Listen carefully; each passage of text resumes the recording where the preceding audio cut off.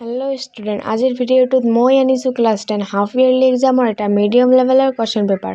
So students, যদি তোমালোকৰ এতিয়া half yearly exam general mathematics exam হোৱা নাই তেন্তে এই পেপাৰখন প্ৰেক্টিছ কৰিব পাৰা।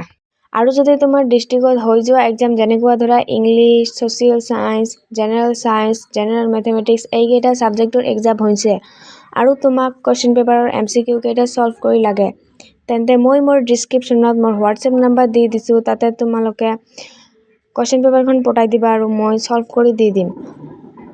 আৰু তোমাৰ জেনাৰেল ম্যাথমেটিক্স এক্সামৰ কাৰণে অল দ্য বেষ্ট।